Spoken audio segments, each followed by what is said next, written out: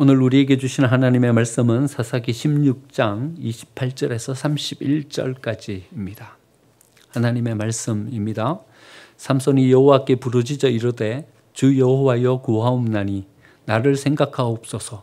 하나님이여 구하옵나니 이번만 나를 강하게 하사 나의 두 눈을 뺀 블레셋 사람에게 원수를 단번에 갖게 하옵소서 하고, 삼손이 집을 버틴 두 기둥 가운데 하나는 왼손으로 하나는 오른손으로 껴 의지하고, 삼손이 이르되 블레셋 사람과 함께 죽기를 원하노라 하고 힘을 다하여 몸을 굽히매 그 집이 곧 무너져 그 안에 있는 모든 방백들과 온 백성에게 덮이니, 삼손이 죽을 때에 죽인 자가 살았을 때 죽인 자보다 더욱 많았더라.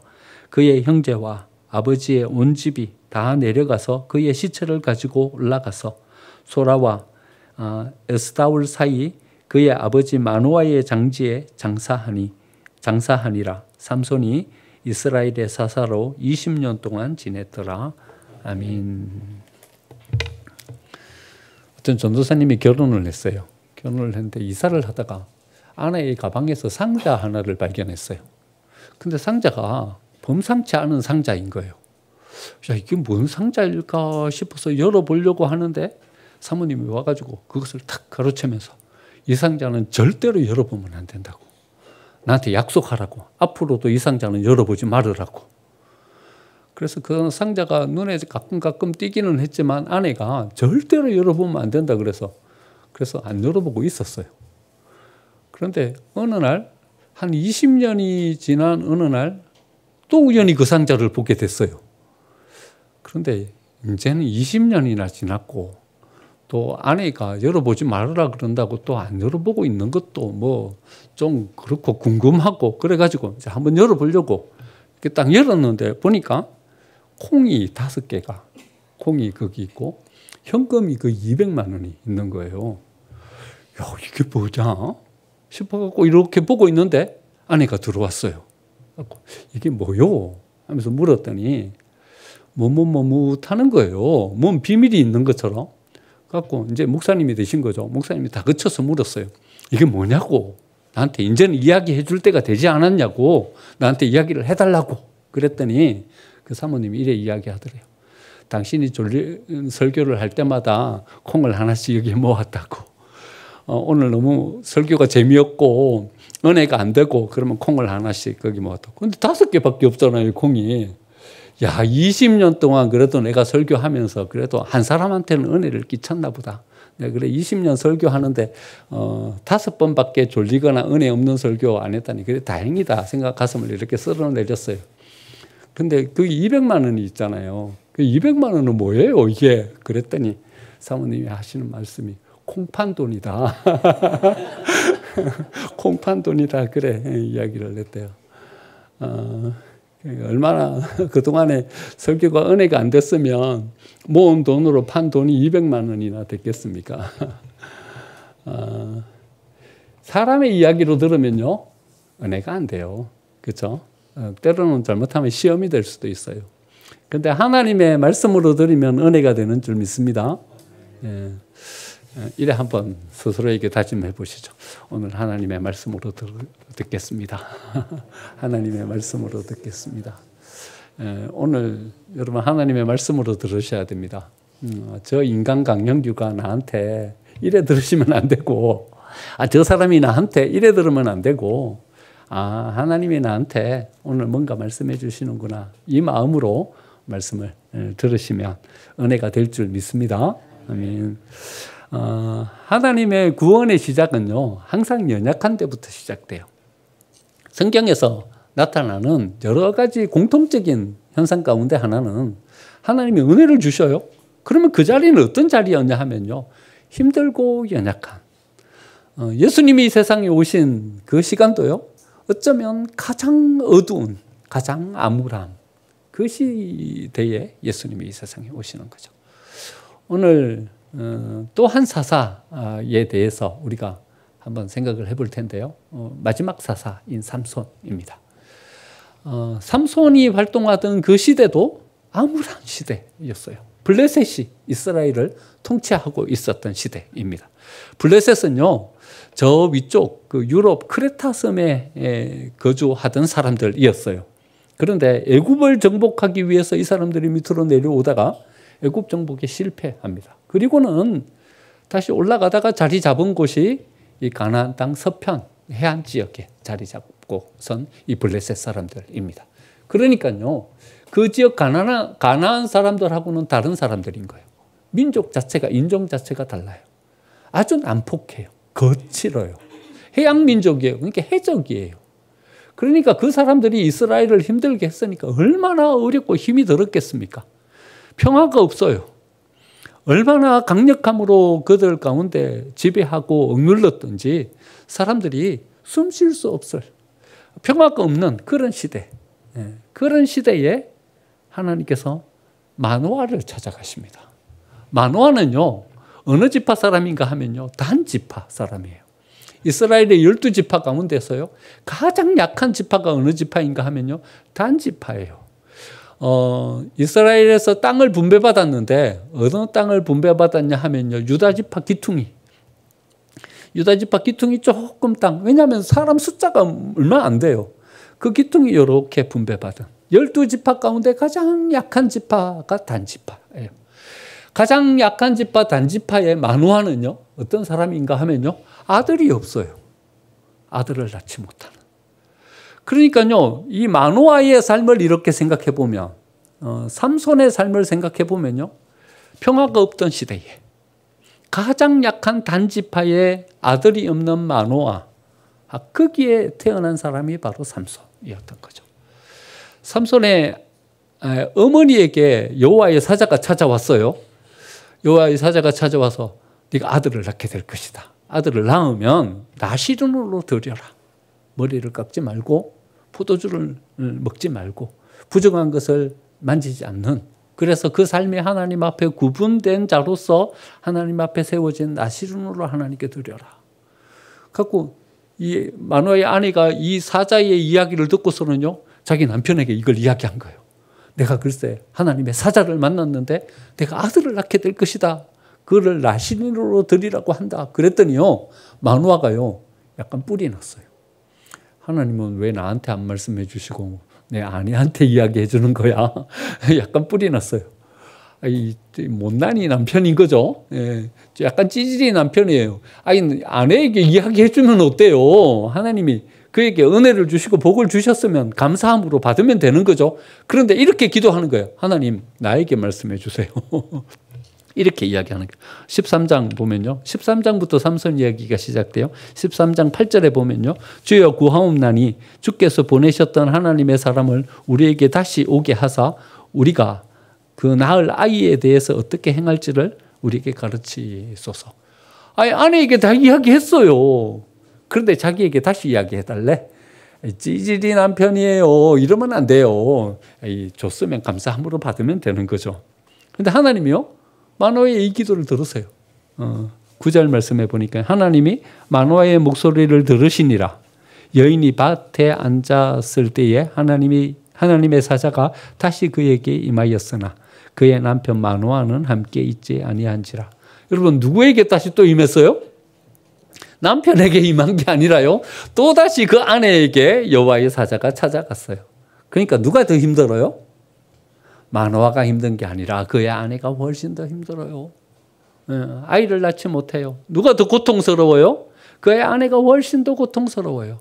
그러니까 하나님은 누구를 찾아가시냐 하면요, 좀 있다 하는 사람 찾아가지 않아요. 연약하고 힘들고 약하고 소외되고 아픈 그 사람을 찾아가시는 거죠. 그러니까 하나님은요, 이 다윗을 찾아가신 거예요. 그 형 엘리압이요, 훨씬 더 멋졌어요. 사무엘이 하마터면 엘리압에게 기름을 부을 뻔했어요. 하도 멋져가지고, 야, 하나님께서 선택한 사람이 이 사람인가 보다. 그런데요, 하나님은요, 엘리압에게 기름 붓지 않으시고 누구를 찾아가시냐 하면요, 막내 아들 다윗. 거기에 식사 자리에 끼지도 못해요. 아직 저기에서 양치고 있는 그 다윗을 불러다가요, 소외된 그 아이에게 기름을 부으시잖아요. 여러분, 예수님이 오셨을 때 이 세례 요한에 대해서 이렇게 이야기해요. 디베료가 로마 황제였을 그때에 하나님의 말씀은 빈들에 있는 요한에게 임했다. 누가복음 3장에 이렇게 나와요. 황제는 누구예요? 디베료가 로마의 황제예요. 권력은 누구에게 있어요? 디베료에게 있어요. 근데 하나님의 말씀은요, 누구에게 임해요? 광야에 있는 세례 요한에게 임했어요. 빌라도가 유대의 총독이었을 때에 하나님의 말씀은요, 빈들에 있는 요한에게 임했어요.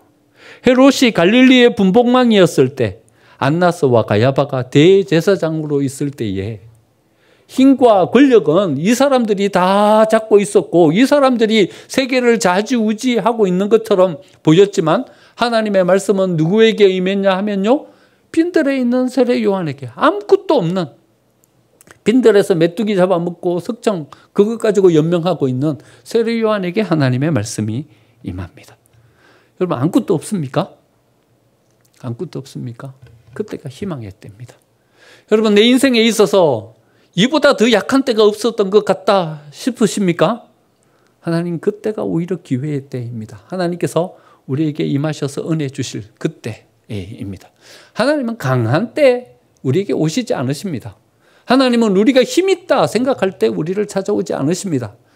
내가 약하다 생각할 그때에, 내가 모든 것들을 다 잃어버렸다 생각한 그때에 오히려 우리를 찾아오셔서 우리에게 은혜 베풀어 주시는 줄 믿습니다. 하나님이 우리를 찾아오시면 그 하나님은 뭘 갖고 우리에게 오시냐 하면요, 여러분, 경이롭고 놀라운 것을 가지고 우리를 찾아오시는 줄 믿습니다. 마노아가 그 사자를 만났어요. 만나가지고 이제 사자로부터 태어날 이 삼손에 대한 이야기를 다 전달받고 나서요, 묻는 거예요. 뭐라고 질문하냐 하면요, 이렇게 질문했어요. 당신 누굽니까? 이렇게 질문했어요. 질문해야 돼요. 질문해야 돼요. 그럼 궁금하다고 가만히 있지 말고 질문해야 돼요. 하나님께. 아니면 말씀을 향하여서, 우리의 삶을 향하여서 질문해야 돼요. 질문했어요. 당신 누굽니까? 질문했더니 뭐라고 그래요? 13장 18절에 보니까요, 여호와의 사자가 내 이름은 뭐라고 그래요? 기묘자다. 이렇게 말해요. 질문을 잘했어요. 질문했더니요, 이 답이 돌아왔어요. 내 이름은 기묘자다. 그랬어요. 히브리어로는 필이고요. 영어로는 어떻게 번역했냐 하면요, 원더풀 이렇게 번역했어요. 어떤 말이에요? 깜짝 놀랄 만한, 기묘한, 놀라운, 경이로움이다. 이렇게 이야기하는 거예요. 그러니까 이 사자가 마노아에게 줄 하나님께서 허락해 주신 이 삼손이라는 사람은 어떤 사람인가? 네가 깜짝 놀라게 될 사람이다. 이 세계가 삼손을 보고 경이롭게 여길 만한 하나님의 은혜에 축복된 사람이 태어나게 될 것이다. 이렇게 은혜를 베풀어 주시는 거죠. 평화가 없는 시대에 아이를 낳지 못한 마노아에게, 가장 약한 지파인 단지파에 속해 있는 이 마노아의 아내에게 하나님은 찾아가셔서 이 은혜를 베풀어 주고 계십니다. 여러분, 이 은혜가 언제 나타납니까? 여러분, 또 한번 우리가 주목해야 될 중요한 대목입니다. 여러분, 언제 나타납니까? 예배할 때 나타납니다. 그가 제단을 쌓고 거기에 번제물을 올려놓고 예배할 때, 그때에 그 사자로부터 이 이야기를 듣게 됩니다. 여러분, 예배는요, 우리가 생활하는 모든 생활 가운데 하나의 한 요소가 아닙니다. 여러분, 수평적인 어떤 선상의 예배와 다른 것을 똑같이 놓고 계십니까? 내가 사람들을 만나는 것이나 예배나 똑같은 수평선상에 있습니까? 내가 어떤 일을 이루는 일과 하나님께 예배하는 신앙, 이것이 똑같은 수평선상에 있습니까? 여러분, 그러면 곤란합니다. 여러분, 이런 생각을 가지고 있는 사람에게 하나님께서 은혜를 주실 리 없습니다. 저 같으면 안 줘요. 저 같으면 안 줘요. 여러분, 제 아내가요, 저를 다른 남자랑 똑같이 생각하고 있어. 그러면 제가 어떤 마음이 들겠습니까? 이 사람이 이런 서운한 마음이 제 마음 가운데 딱 찾아오지 않겠습니까? 그럼 하나님이, 우리가 하나님이나 이 세상 사람이나 똑같이 생각하고 있어. 비슷해. 내가 하나님께 예배하는 거나 내가 다른 삶을 살아가는 것이나 똑같아. 비슷해. 수평성산에 놓고 있어. 그러면 하나님이 우리에게 뭔 귀한 은혜를 베풀어 주시겠습니까? 여러분, 예배는 우리가 삶을 살아가는 다른 삶과 똑같은 요소가 아닙니다. 내가 어떤 모임에 참석하는 것이나 하나님 앞에 나와서 예배에 나오는 것이나 똑같은 것입니까? 내가 직장에서 일을 하고 있는 것이나 내가 예배하는 것이나 여러분 똑같은 수평성산에 있습니까? 우리가 복된 삶을 살아가지 못하는 이유입니다. 하나님의 은혜가 우리에게 임하지 않는 이유입니다. 여러분 예배는 똑같은 것이 아닙니다. 예배는 뿌리입니다. 예배는 하나님의 은혜가 공급되는 공급의 통로입니다. 이게 막히고 이게 뚫려있지 않으면 우리는 다른 어떤 새로운 삶을 세워가기가 어렵습니다. 여러분 이게 열려야 여기에서의 어떤 새로운 싹이 나게 되는 것이고요. 꽃이 피는 것입니다. 여기에서의 어떤 공급이 주어져야 여기에서의 어떤 열매가 여기에 주어지게 되는 것입니다. 여러분 언제 이 기묘자라는 이야기를 듣고 이 은혜가 만화의 가정에 임하게 되냐 하면요. 그가 예배할 때 이 은혜가 그에게 임하게 되는 것입니다. 그래가지고 이제 삼손이 태어났어요. 삼손이 태어났는데 이 삼손은요. 태어날 때부터 나시린으로 하나님께 드려진 사람이었어요. 나시린으로 하나님 앞에 드려진 삶을 사는 삼손의 어떤 삶 가운데도 자의식이 딱 세워졌어요. 나는 하나님 앞에 사명을 받은 존재이다. 나는 머리도 깎지 않고 포도주도 마시지 않고 부정한 것을 가까이 해서도 안 되는, 그래서 특별하게 하나님께서 나를 구분해서 세워가는 존재이다라는 이 의식을 가지고 살아가는 거죠. 여러분 그래서 우리는 삼손을 오해해요. 영화나 아니면 뮤지컬이나 이런 데를 보면요. 삼손은 어떤 인물로 묘사됩니까? 힘센 바보로 묘사됩니다. 주색에 빠져가지고 자기의 인생을 방탕한 삶으로 살아가는, 그리고 마지막에는 비참하게 그의 인생을 마감하는 이런 사람으로 우리는 삼손을 오해해요. 그런데 성경은요, 삼손을 그래 말하고 있지 않아요. 우리는요, 삼손이 살아가는 삶의 겉모습만 이렇게 바라보기 때문에 삼손이 여자를 탐하고 술 먹는 것을 좋아하고 방탕한 삶을 살다가 비참한 최후를 맞았다 이렇게 생각하는 거죠. 오늘 본문 읽지는 않았지만요. 그 앞에 13장 3절에 보니까는요. 이래 나와요. 그의 부모가 그에게 이르되 내 형제들의 딸들 중에서 내 백성 중에 어찌 여자가 없어서 내가 할례받지 아니한 블레셋 사람에게 가서 아내를 맞으려 하느냐. 이래 말합니다. 그래서 삼손이 블레셋 여인을 자기 아내로 맞이하려고 해요. 여러분 왜 삼손이 블레셋 여자를 자기 아내를 맞이하려고 할까요? 블레셋 사람이 예뻐서요? 블레셋 사람들에게서 어떤 묘한 매력이 있어서요? 그게 아니라요. 삼손의 사명이 거기에 있기 때문에 그래요. 블레셋 사람들을 어찌 해야 되는 거예요. 삼손이 여기에 존재하는 구분된 존재로 여기에 있는 이유예요. 삼손이 방법을 찾아봤어요. 자기는 특별하게 여기에서 구분된 존재로 이 블레셋 사람들의 손에서 이 이스라엘 민족을 구원해내고 이 압제 속에서 이 이스라엘 백성들을 다시 세워야 되는데 아무리 찾아봐도 방법이 없어요. 어찌 할 방법이 없어요. 블레셋이 워낙 강해요. 어찌 힘쓸 방법이 없는 거예요. 그래서 삼손이 궁여지책으로 틈을 찾는 거예요. 어때 방법이 없을까? 방법을 찾다가 이 방법을 찾아낸 거죠. 4절에 그 답이 나오죠. 블레셋 사람이 이스라엘을 다스린 까닭에 삼손이 틈을 타서 블레셋 사람을 치려 함이었으나 그의 부모는 이 일이 여호와께로부터 나온 것인 줄은 알지 못하였다. 이 일이 누구에게서 나온 거였어요? 하나님으로부터 나온 거였어요.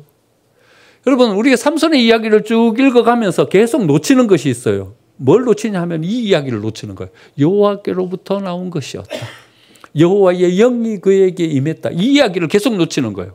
그리고 뭘만 보냐 하면요. 이 삼손이 또 블레셋의 기생한 데로 갔네. 또 삼손이 또 여자를 탐하네.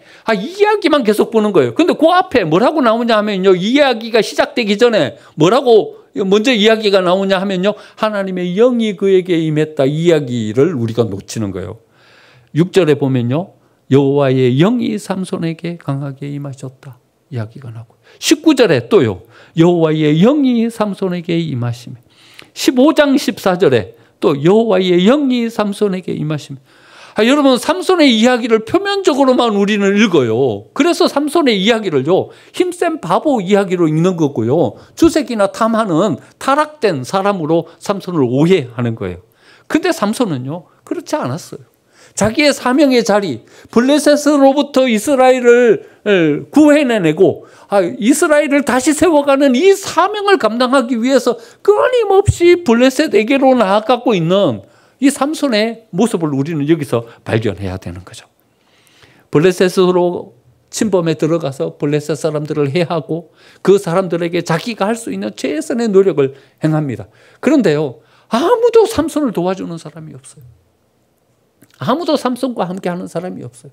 우리가 삼손을 향해서 오해하고 있듯이 그의 부모도 삼손을 향해서 오해하고 있었고 그의 모든 도와줄 동족들도 삼손을 그래 오해하고 있었어요. 나기 특별호 블레셋 사람 1000명을 쳐 죽였어요.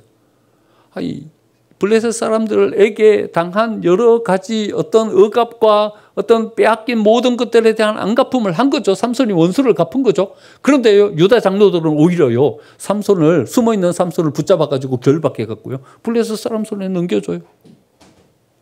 아무도 삼손을 도와주는 사람이 없어요. 홀로예요. 혼자예요.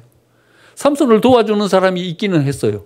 사람이 아니라 여우들만 여우 꼬리를 묶어갖고 블레셋 사람들의 어떤 밀밭을 태우고 삼손이 사용할 수 있는 함께 할 수 있는 것은요 이 자기 동족들이 아니라 여우 이런 것들 잡아가지고 사역을 이루는 삼손은 너무나도 외롭고 힘들었어요. 그래서 하나님께 부르짖으면서 이렇게 이야기하는 거죠. 내가 목마르다고. 이 에나꼴의 이야기가 여기서 나오는 거예요. 목마른 거예요. 외로운 거예요. 아무도 도와주는 사람이 없어요. 홀로예요. 블레셋 사람들과 대항해서 싸우는데 자기 혼자 외롭게 그 블레셋 사람들을 대항해서 나아가서 싸우고 있는 거예요. 영적으로 너무나도 갈급한 가운데 있는 거예요. 아무도 삼손을 위해서 함께 기도하면서 삼손을 도와주는 사람이 없어요. 오히려 다 삼손을 오해하면서 삼손을 해하려고만 하는 거예요. 그때 하나님께서는 에나꼴에 샘을 터쳐서 그로 하여금 그 갈증을 채워주게 하시는 거죠. 여러분 우리가 사명을 감당하면서 나아갈 때 이럴 때가 있는 거예요. 여러분 최선을 다해서 열심히 사역하고 일하고 있어요. 근데 혼자예요. 함께 기도하는 사람도 없고 함께 힘을 모아서 어떤 일을 이루고자 하는 사람도 없어요. 홀로인 것 같은 이런 시간들 속에 세워질 때가 있는 거죠. 하지만 혼자가 아니에요. 여러분 삼손과 하나님께서 함께 하셨듯이 하나님은 우리와 함께 해주고 계시고 우리가 그때니 그 일을 이룰 수 있도록 하나님께서 우리를 도와주시는 줄 믿습니다. 삼손의 그 마지막에 이루었던 일이 오늘 16장 우리가 읽었던 본문의 말씀이에요. 그런데요 우리는 삼손과 들릴라의 이야기를요 그 앞에 있는 삼손과 어떤 그 블레셋 기생의 이야기를 연결시켜 갖고 들릴라가 기생이라고 생각해요. 16장을 보면요 1절에서 3절까지 이야기와 4절부터 시작되는 들릴라의 이야기는요 별개의 이야기예요. 다른 얘기예요. 1절에서 3절까지 이야기는 또 다른 관점의 이야기인데 그거는 나중에 한번 기회가 되면 한번 묵상해 보기로 하고요. 여러분 가사의 기생이잖아요. 이게 지역이 틀려요. 들릴라는요 소래골짜기의 여인이에요. 소래골짜기는 어딘가 하면요 블레셋 땅이 아니라 유다 땅이에요. 그러니까 유대인이에요. 유대인. 그러니까 이스라엘 사람이에요. 들릴라는요. 이스라엘 사람, 이 들릴라라는 이름 자체가 히브리식 이름이에요. 그러니까 우리는 야마모토 하면 딱 이름 들으면 이 사람은 일본 사람이다 딱 알잖아요. 강형규 하면 이 사람은 한국 사람이다 이거 알잖아요. 그런 것처럼 들릴라 하면요 이 사람은 블레셋 사람이 아니라 히브리 사람인 거예요. 그러니까 히브리 사람인데 블레셋 방백들이 돈으로 사수한 이것에 홀랑 넘어가고 삼손을 팔아넘기는 거예요. 그러니까 이 이스라엘 백성들의 상황이 이런 상황이었어요. 자기 동족을 돈으로 팔아넘기는 이 블레셋과 대항해서 싸우려고 하는 그 사람을 도와주지는 못할 망정 오히려 유다처럼 배신해버리는 이런 상황 속에서 살아가고 있는 거죠. 들릴라가 삼손한테서 계속 찾으려고 했던 것들이 하나 있어요. 뭘 찾으려고 했죠? 힘의 근원, 그걸 찾으려고 했어요. 16장 9절 보니까 힘의 근원, 그걸 찾으려고 하는 거예요. 그럼 이 힘의 근원이 어디일까? 삼손은 왜 이렇게 힘이 세죠? 어디서 그 힘의 근원이 나오는 거죠? 삼손도 오해했어요. 자기의 힘의 근원이 어디 있다고 생각했냐 하면요. 머리카락에 있다. 이래 생각했어요. 왜냐하면 다른 사람과의 차이점이 머리카락밖에 없어. 자기는 태어나면서부터 지금까지요. 머리를 한 번도 깎은 적이 없는 거예요. 그래서 자기의 어떤 힘이 어디서 나온다고 생각했냐 하면요. 이 나시린으로 구분된 머리를 자르지 않는 여기에서 자기의 힘이 나온다. 이렇게 생각했어요. 그래서 들릴라에게 이야기하는 거예요. 내 머리를 깎으면 내 힘이 없어질 것이다. 이래 이야기한 거예요. 근데 하나님은요. 한 번도 힘이 머리카락에서 나온다. 이렇게 말씀하신 적이 없어요. 만약에 여러분 머리카락에서 힘이 나오면요. 우리 가운데 큰일 날 분들이 많아요. 네, 그렇죠? 아니 뭐 정 집사님도 보니까 머리카락이 별로 없어진 것 같고 최 장로님도 머리카락이 별로 없어진 것 같고 만약에 여러분 머리카락에서 힘이 나오면 어떻게 되겠습니까? 큰일 나요. 여러분 머리카락에서 힘이 나오는 게 아니에요. 어디서 힘이 나와요? 하나님께서 삼손에게 힘을 주시는 거예요. 그 바로 20절에 나와요. 삼손이 잠을 깨며 이르기를 내가 전과 같이 나가서 몸을 떨치리라 하였으나 여호와께서 이미 자기를 떠나신 줄을 알지 못하였더라. 그러니까 성경은 힘이 어디서 나온다고 이야기하는 거예요? 하나님께로부터 나오는 거예요. 힘의 근원, 지금 들릴라가 찾고 있는 힘의 근원, 삼손이 잘못 알고 있었던 힘의 근원, 그 힘의 근원은 어디예요? 하나님이에요. 하나님이 힘의 근원이에요. 하나님으로부터 오는 거예요. 그런데 우리는요, 삼손은요, 머리카락이라고 오해하는 거예요. 여러분, 이런 오해를 가지고 있어요, 우리가요. 세상을 살아가는 힘이요, 땅에 있다고 생각해요. 여러분, 땅에 있어요? 땅에 있지 않아요. 하늘로부터 임하는 거예요. 하나님이 우리에게 허락해 주시는 거예요. 제가 어릴 적 그 옆집, 우리 이렇게 나란히 같이 옆집에 돼지우리가 이렇게 있었어요. 마당 기퉁이를 이렇게 돼지우리를 만들었는데 우리 집에서 이렇게 세워진 감나무가요. 그쪽 집으로 이렇게 가지가 나간 거예요. 그늘이 이렇게 지니까 돼지가 그 그늘 밑에 이렇게 앉아갖고 저 그늘 우리 건데 저기서 감이 떨어져요. 감이 떨어지면요. 우리 감을 그 돼지가 다 먹어요. 돼지가 감을 되게 좋아해요, 여러분. 떨어지면요, 쭉 가갖고 감을 먹고요. 떨어지면 또 툭 소리만 나면 벌떡 자다가도 일어나갖고 감을 먹고 막 그래요. 그런데요, 감이 맨날 떨어지나요? 좀 떨어지다가 어느 정도 다 떨어내고 나면 그다음부터 감이 안 떨어져요. 근데 감을 맛을 봤거든요, 이 돼지가. 감이 진짜 맛있거든요. 그다음부터 어디를 파기 시작하면요, 땅을 파기 시작해요. 주둥이로요. 그럼 감이 땅 속에서 나와요? 위에서 떨어져요. 위에서 떨어지는 거예요. 밑에서 나오는 게 아니에요. 그런데요, 우리는요, 이 돼지처럼요, 어디에서 힘의 근원이 있다고 생각하냐 하면요, 여기에 힘의 근원이 있다고 생각해요. 이래 생각했던 사람이 이삭과 블레셋 사람들이에요. 우리가 이삭이 한 주 동안 오래 머물면서 우리 새벽 시간에 이삭을 묵상했어요. 흉년이 들었어요. 흉년이 들어가지고 이제 뭐 더 이상 먹을 것이 없어지게 되자 이삭이 어디로 이주하냐 하면 블레셋 지방으로 이주를 해요. 그런데요, 거기서 이삭이 샘을 파니까요, 샘이 나와요. 그 가뭄의 때에 농사를 지을 수 없는 그때 샘이 나오는 거예요. 그리고 이삭은요, 그 물을 가지고 농사를 지어요. 그 물을 가지고 가축들을 먹이는 거예요. 블레셋 사람들이 샘이 나는 거예요. 그래갖고 그 샘을 빼앗아 버렸어요. 네. 아니, 샘이 나지 않나겠어요? 자기네들은 뭐 농사를 지으려고 해도 농사를 지을 수가 없는 그때에 이삭은 농사를 지어가지고 그 해에 100배의 소출을 얻고 양과 소도 더 많아지고 이래 되니까는요. 블레셋 사람들은 어디서 힘이 나서 이삭이 잘 된다고 생각했어요? 그 샘에서. 샘에서 물이 나가지고 그 샘 때문에 농사를 잘 짓고 또 이렇게 부자가 됐다고 생각했어요. 그래서 그 샘을 빼앗아 버린 거예요. 근데 이삭은요, 빼앗으려고 하니까 그 샘을 그냥 줘버리는 거예요. 그냥 줘버리는 거예요. 또 다른 데 가서 샘을 팠는데 그거 샘을 또 빼앗으려고 그러는 거예요. 그러니까 또 줘버리는 거예요. 여러분, 이삭 바보예요? 바보 같아요. 너무 무능력하게 보여요. 빼앗으면, 그 샘을 어째 팠는데요. 그 가뭄의 때에 그 샘을 놓쳐버리면 자기는 이제 어떻게 농사를 짓고 어떻게 가축을 먹여요. 근데 그냥 줘버려요. 왜 줘요? 왜 줘요? 그 셈의 근원이요, 힘의 근원이 거기 있는 게 아니에요. 이삭의 안목이에요. 이삭의 통찰이에요. 힘의 근원이 어디에 있는지를 아는 거예요, 이삭은요. 거기에 힘의 근원이 있어요? 아니에요. 아니에요. 그 셈을 셈되게 만들어 주시는 분이 있다. 이걸 발견한 거예요. 아니, 블레셋 사람들도 똑같이 셈을 팠어요.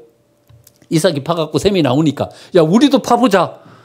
블레셋 사람 안 팠겠어요? 셈을 파가지고 그것 가지고 농사도 짓고 가축도 키우니까 우리도 파자. 팠어요. 팠는데 뭐예요? 그냥 구덩이에요. 구덩이에요. 물이 안 나오니까 구덩이죠, 그냥. 흙 구덩이죠. 근데 이삭은 파면 뭐가 돼요? 구덩이가 아니라 셈이 되는 거예요. 자기들은 파도 흙구덩인데 이삭은 파면 흙구덩이가 아니라 셈이 되는 거예요. 여러분, 그 근원이 어디에 있는 거예요? 거기 셈에 있는 게 아니에요. 구덩이를 셈되게 만들어주시는 하나님께 있는 거죠. 이삭은 그걸 알았어요. 여기서 물이 나오게 하시는 것은, 이 셈이 된 것은 구덩이가 아니라 물이 나오는 것은 하나님께서 여기에서 물을 터쳐 주시기 때문에, 셈을 터쳐 주시기 때문에 이것이 셈이 된다는 것을 알았어요. 힘의 근원이 여기에 있는 것이 아니라 저기에 있다라는 것을 이삭은 알았기 때문에 빼앗으려고 하면 줘버리는 거예요. 왜냐하면 여기에 있는 게 아니에요. 하나님이 셈 되게 만들어 주시니까 셈이 된다는 것을 이삭은 알았던 거죠. 이삭이 복된 삶을 산 이유예요. 이삭이 다른 모든 부족장보다도 더 복 있는 사람이 된 이유예요. 그 근원을 알고 있는 사람이에요. 나중엔 삼손도요, 이걸 알았어요. 그래갖고 이렇게 이야기하는 거예요. 28절. 하나님이여 구하옵나니 이번만 나를 강하게 하사 나의 두 눈을 뺀 블레셋 사람에게 원수를 단번에 갖게 하옵소서. 이제 누구에게 기도해요? 하나님께 기도해요. 아, 머리카락에 있는 것이 아니구나. 하나님께 힘이, 근원이 있구나. 그걸 알게 되는 거죠. 그리고는 그 연약한 시대에, 제일 연약한 단지파에, 가장 연약한 아버지 마노아에게서 태어난 삼손이 그 시대를 구원해내는 역사를 감당하게 되는 거죠. 여러분, 모든 사람들은 외면했습니다. 하지만 삼손은 그 사명을 향해서 자기의 생을 바치면서 이 역사를 이루게 되는 거죠. 그리고 그가 죽으면서 그는 이스라엘을 이 블레셋의 압제 속에서 구원해내는 역사를 이룹니다. 여러분, 이 이야기가, 삼손의 이야기가 여러분 이렇게 신약으로 비춰보면 누구가 딱 연상됩니까? 예수님이 딱 연상이 되는 거죠. 그렇죠? 여러분, 삼손이 죽으면서 이스라엘을 구원해냈어요. 블레셋의 압제 속에서 이스라엘을 구원해냈어요. 예수님도 그가 십자가 위에서 돌아가시면서 이 모든 인류를 죄의 속박에서 풀어내고 우리를 구원해내는 역사를 만들었어요. 이 죽음을 바라보면서 별세의 신학을 생각한 분이 이중표 목사님이세요. 한신교회, 제 잠원동에 있어요. 이중표 목사님이 이 별세의 신학을 이야기하면서 이래 이야기하는 거예요. 우리 죽자. 죽으면 된다. 죽으면 된다. 보니까 죽는 거기에서 모든 생명은 다 살아난다. 그러니까 우리가 못 죽기 때문에 생명을 못 살리는 거예요. 우리가 못 죽기 때문에 불화를 극복을 못 하는 거예요. 우리가 못 죽기 때문에 대립을 종식시키지를 못하는 거예요. 죽자. 어차피 우리 다 죽지 않냐. 영원히 살 사람 어디 있냐. 죽자. 어떤 대립이 일어나면요, 거기서 자기를 죽이는 거예요. 죽이면요, 대립이 종식돼요. 다툼이 일어나는 거예요. 그 다툼에서 자기를 죽이는 거예요. 죽이면요, 다툼이 끝나버려요. 내가 손해보고 내가 땀 흘려서 뭔가를 이루고 놨는데 아무도 나를 인정해 주지 않아. 속에서 이만큼 뭔가가 막 일어나. 근데 자기를 죽이는 거예요. 죽이니까 교회가 생명력으로 살아나는 거예요. 그럼 이게 별세의 신학이에요. 삼손이 죽었듯이요, 예수님이 십자가를 지시고 돌아가심으로 모든 인류를 구원해냈듯이요, 우리를 죽이면 우리는 거기 속에서 일어나는 새로운 하나님의 은혜의 역사를 우리가 거기서 붙잡을 수 있게 되는 거죠. 그래서요, 이 한신교회는요, 장로님들을 세울 때 이렇게 세워요. 조건이 있어요. 2년 동안 제자훈련해야 된다. 제자훈련 6개월 하기도 힘들어요. 제자훈련이 쉽지가 않아요. 때로는요 비수같이 꽂히는 말씀이 있고요. 때로는 우리로 하여금 훈련하게 만드는 뭔가가 있고요. 6개월 하기도 힘들어요. 2년 제자 훈련해야 돼요. 5년 11조 해야 돼요. 5년 11조 한 것이 없으면 후보가 되지를 못해요. 그래야 장로 후보가 돼요. 장로로 피택됐어요. 피택되면요 한신교회는요 이 서약을 해야 돼요.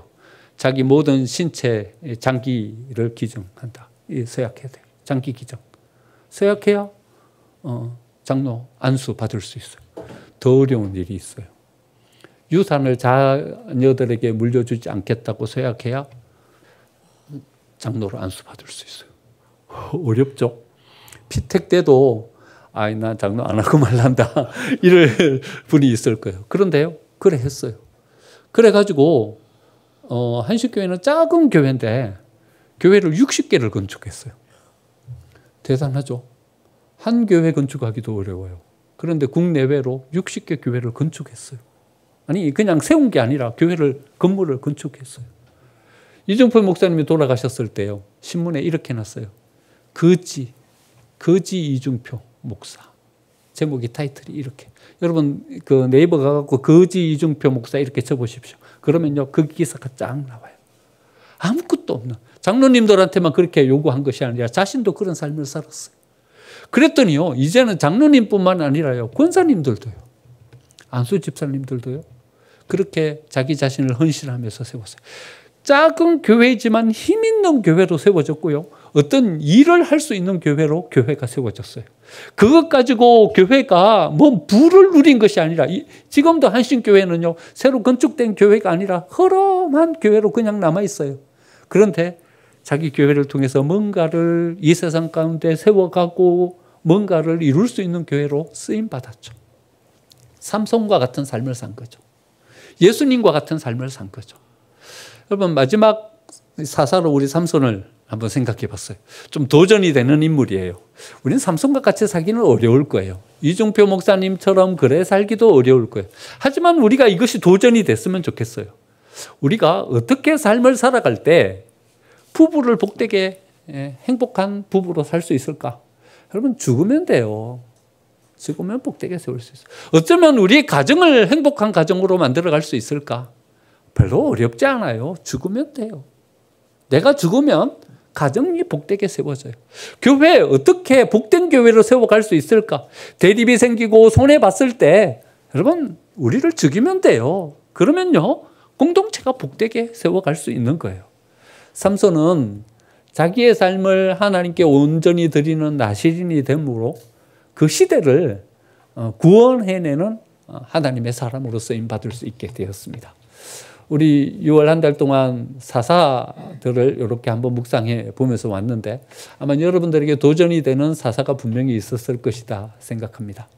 여러분 하나님께서 우리에게 허락해 주신 은혜, 그 믿음의 자리, 그것에 대한 소중함을 알고 어디에 참된 힘의 근원이 있는가 그것을 한번 우리가 바라보면서 우리도 믿음으로 그렇게 한번 도전하면서 나아가서 하나님의 복된 은혜의 역사를 만들어낼 수 있는 우리 생명생교회가 되고 또 저와 여러분의 삶이 되시기를 간절히 축원드립니다.